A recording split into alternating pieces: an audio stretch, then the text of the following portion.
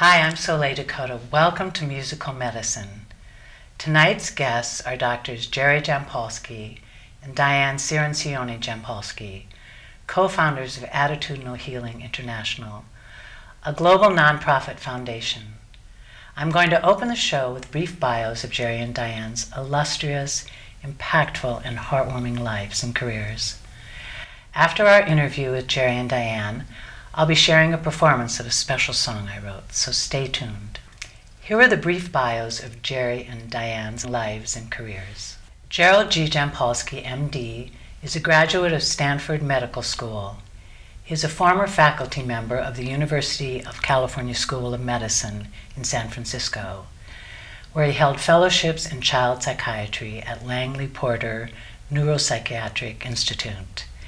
He is an internationally recognized authority in the fields of psychiatry, health, and education.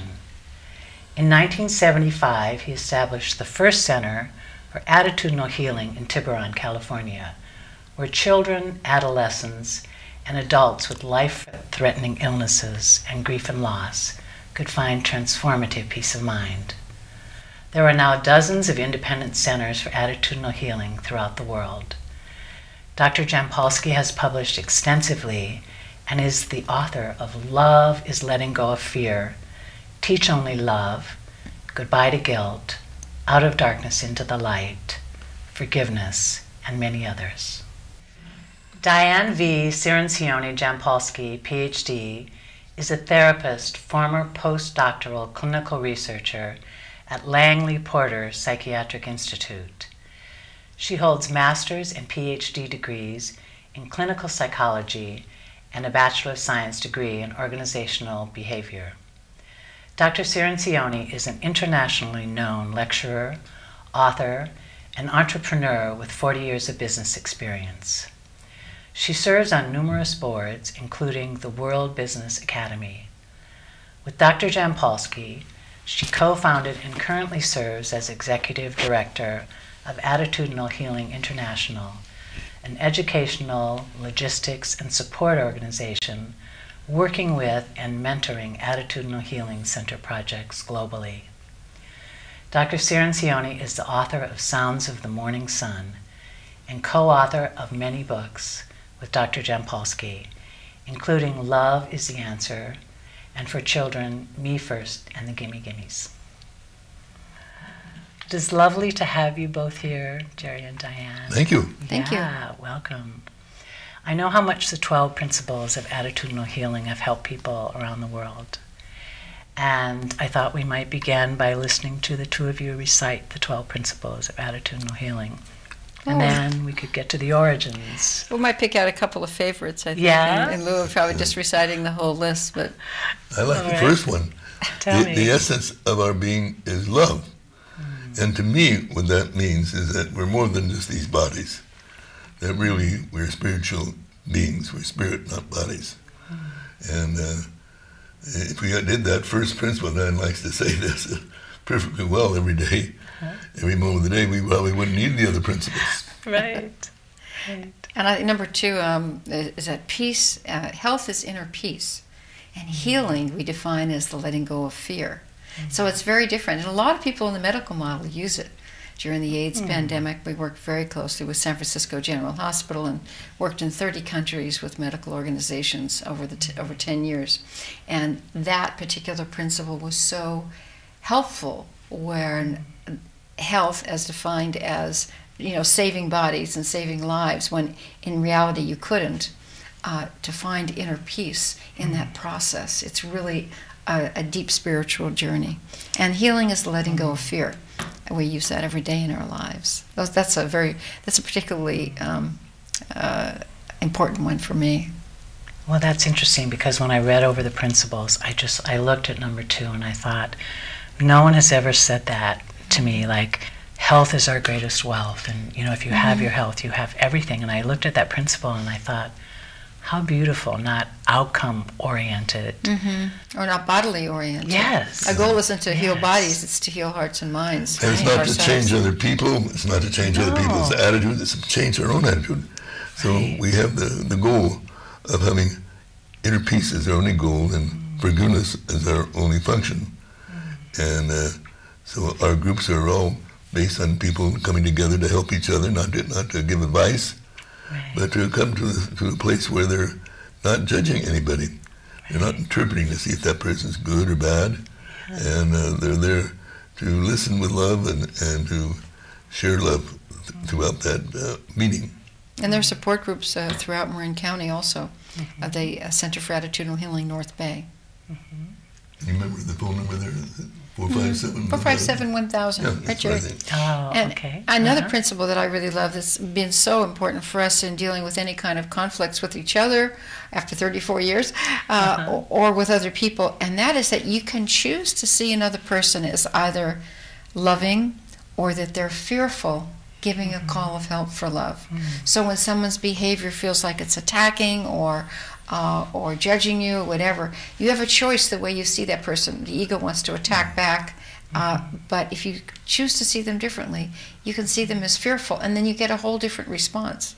I was talking today to a woman involved in an attitudinal healing group, and she's been having problems with her father, and having the concept that you can see the person as fearful rather than an awful person, changed things all around, she said, with her relationship with her father. Right. And seeing him as fearful rather than blaming him and interpreting him or wishing he'd be different. Right. Just that simple principle was really life-changing for her, she said. Yeah, we do a lot of work in schools around the world with the Power to Choose program, and the grades 1 through 5 has been piloted in Guadalajara, and we were there with first graders and fifth graders, and these first graders, it's amazing, that principle, when they came to understand it in their own simplified language. I remember one of the kids said, "You mean I have a choice? I could see my parents differently.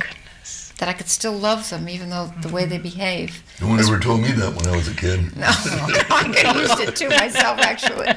Anyway, so that's the general idea of the principles, and of course they're all located online on the website. Yeah, the other principle that jumped out at me, I think it was number 7, which is we can be love finders or fault finders. Right. Tell you a story about that. I was telling someone that story today, actually. There was a woman that volunteered at our center when it was in Tiburon, California. And we made friends. Maybe once a year we talk on the phone. And as the years gone by, we talked about once a year, and she called me not too long ago and said that she's going to get a divorce, that listed a whole bunch of things that she didn't like in her husband. And she's seeing a lawyer tomorrow. And I said, "Well, is it an emergency that you see the lawyer tomorrow?" "Well, I guess not, but boy, I want to get this thing done. I can't stand it." And I said, "Well, if it's not an emergency, you might want to pray and meditate on what I'm going to tell you. You might want to just take a week and decide you're not going to blame your husband for anything. You're not going to be a fault finder, and you're just going to be a love finder for every moment of the day. And then call me back in a week and let me know what's happening." So she called me back and said, "Jerry, you have no idea what happened. You have no idea how much my husband changed." And then she laughed and said, I know it was me that changed my attitude, but it seemed that way to her. But sometimes, oftentimes, these attitudinal healing principles can be very simple. They don't have to be complex. And when people realize and take responsibility for their own behavior, they remind themselves that it's only their own thoughts and attitudes that hurt them. It's not people out there. So we're not blaming out there. There's no enemies. And we're there, hopefully not to be an enemy to ourselves, and find a way of healing the illusion that we're separate from each other and separate from our source. That's what it's all about. That's why music is so extraordinary, because music is the bond.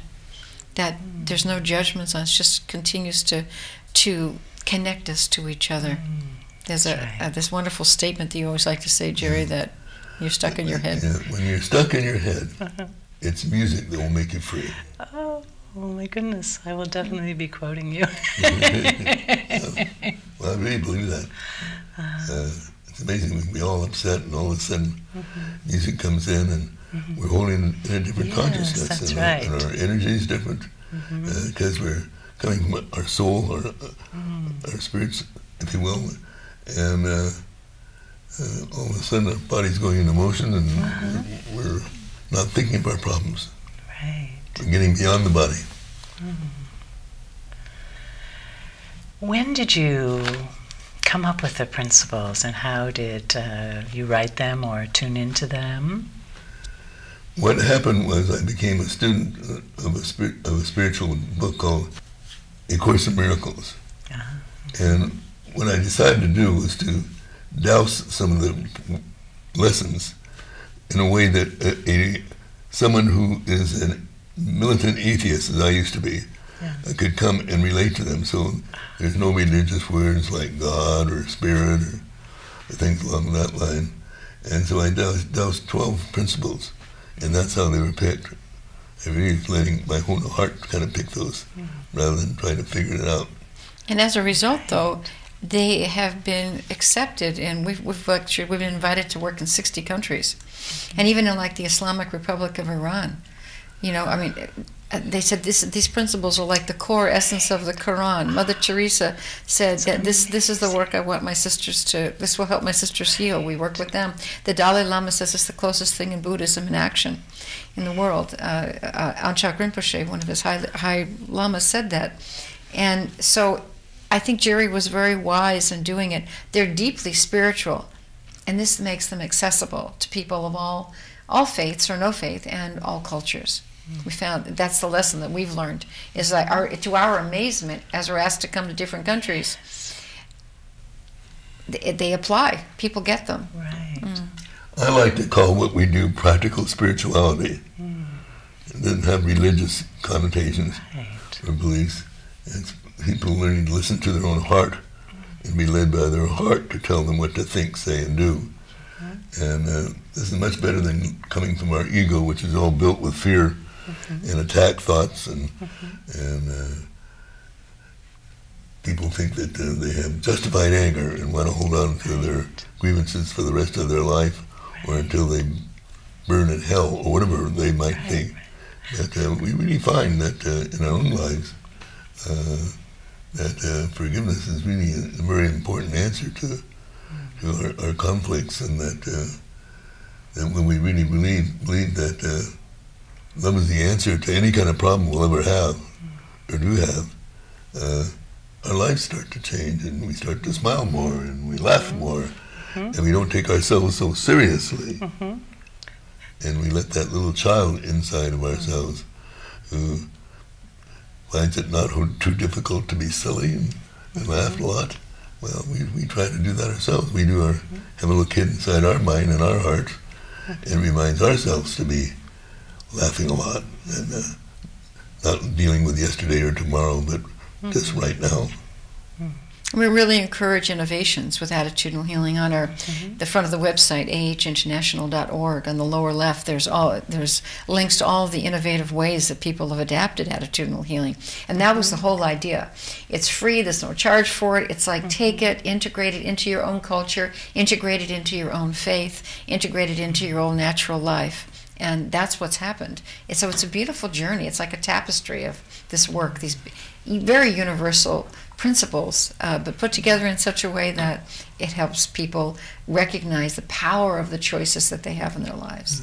And I think we ought to mention the fact that this September we're celebrating 40 years of attitudinal healing, the international conference. Maybe you can share some of the details so some of the people listening might be interested in attending. 40 years, it's amazing. And now we feel like we're just getting started because it's revved up. It's really amazing. At the Presidio in San Francisco at the beautiful Golden Gate Club, the 19th, 20th, and 21st of September. And then we have pre-conference workshops, about 21 of them, on the 16th, 17th, and 18th. We have 25 speakers at the conference, lots of music. Gary Malkin is our cultural coordinator. And so we're pretty excited about wonderful speakers. Gary Zukoff, Dr. Dean Ornish, Fred Luskin, lots of folks, Elaine Miller, Carol Howell, people doing wonderful work, really diverse topics, and the website shows it all, just ahinternational.org, just click it on and you're right there. Wonderful. So we're excited about that. Yeah. You've gotten a great response. People are coming from all over the world. Yes, we're in so many countries now. We have centers in 30 countries now. As you mentioned, Bryant Welch, too, speaking with. Yes, Dr. Bryant Welch, yes. Wonderful psychologist, yes. Yeah. We'll put that up too on the show so people can find their way to the conference. I'm really excited about it. My goodness, what a beautiful offering. Well, it's a celebration too. And we've got our Saturday night celebration is Freddie Clark from here in Sausalito, the great guitarist, and Wobbly World. We've got Mariah Parker and her Indo-Latin Jazz Orchestra. They are fantastic. Incredible. What a combo. They are really amazing. So, yeah, we're excited. And Carlos Santana and Cindy are saying a few words. They're going to be saying a few words, right? They're going to be they are honorary co-chairs. I saw on your website that one of your books, Carlos Santana had written a foreword to, and he had... Yes. Yes, he's a deeply spiritual being. A mini course for life. That's it. Yes, exactly. Yes, the both of them. It's a really life-changing for him, and they're an incredibly beautiful couple. So what could someone who's not familiar with attitudinal healing, what can they expect to get from the conference? I think it's probably going to be nothing short of life-changing. I think it will be an incredibly fulfilling time. Lots of really good energy, and I think the combination with the music and the speakers, etc., and the workshops that we have, and the celebration on Saturday night. You know, attitudinal healing is defined as the realization that it's not other people or experiences that cause us to be upset, but what really causes us to be in distress are our thoughts and attitudes and judgments about others. And this work is incredibly healing. It's simple, but not easy.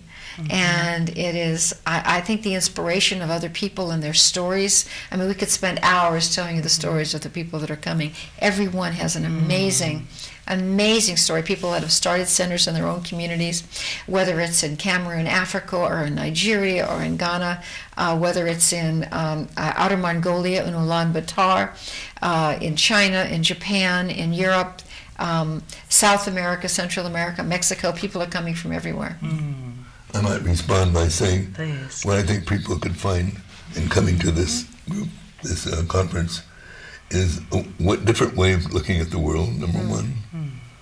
Number two, I think we all strive to have more peace in our life and less strife and less stress.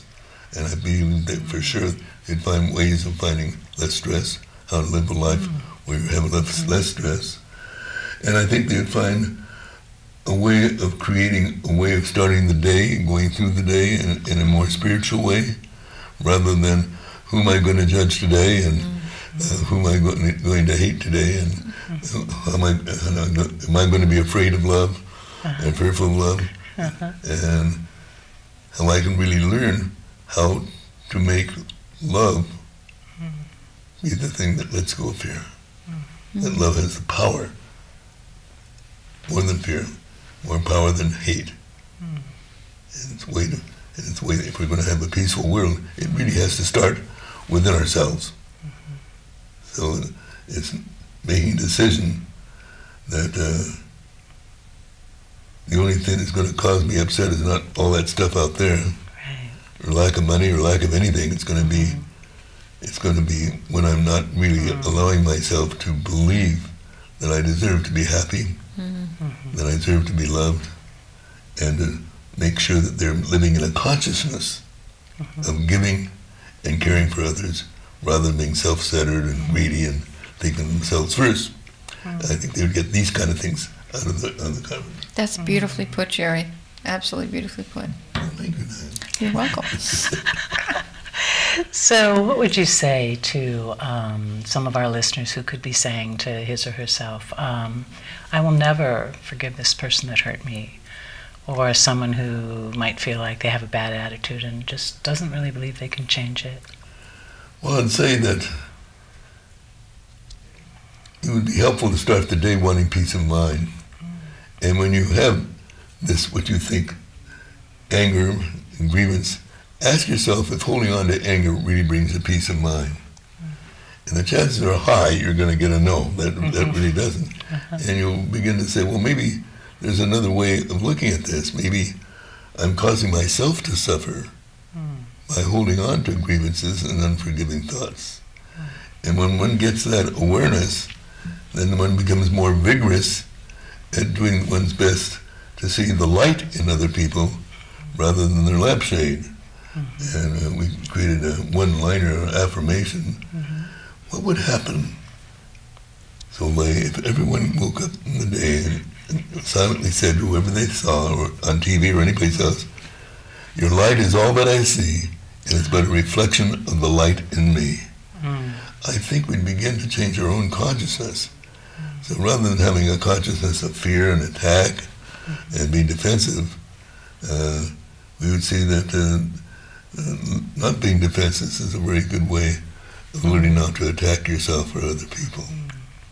I'm going to take that on as a practice. That is so beautiful. Thank you. And a lot of people say, it's hard to forgive, but I really think it's a lot harder not to forgive.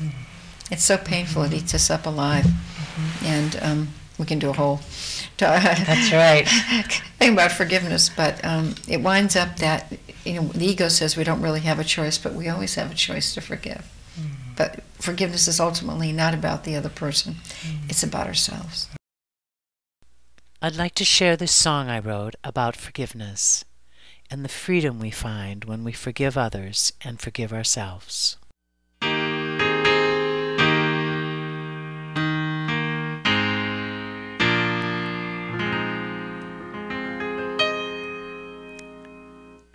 I have walked through the darkest night, being led by the faintest glow of light. Each step I take brings me closer. Each teardrop lifts me up. I forgive you. I forgive. I forgive you. I forgive. I forgive myself. Like a bird takes flight in the deep blue night, I'm singing this song.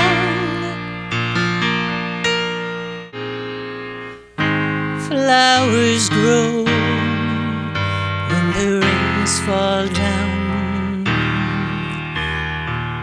I'm gonna plant a seed in this fertile ground.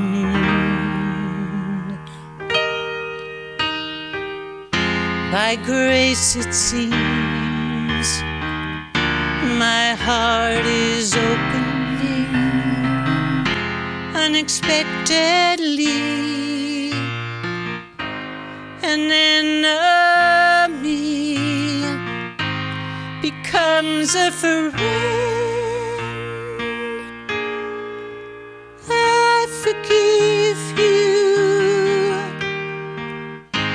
I forgive.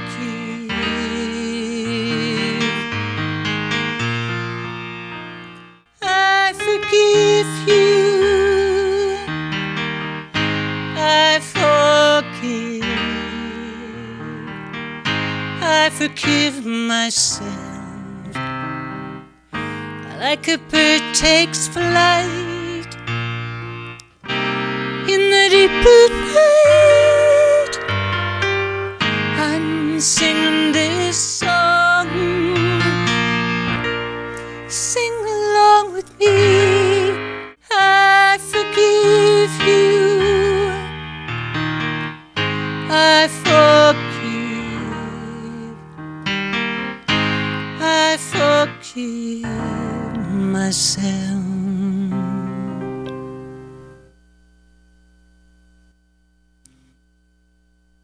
So I can't believe our first segment is coming to a close already. This has been so... Time went by fast. Yes, that's right. Enjoyed being here with you. Yes, thank you. Thank you so much for being here with us. And we're going to have information on the website and the conference coming up in September 19th, 20th, and 21st. The 40th anniversary celebration of Attitudinal Healing. All right. Good night, everybody. Good night.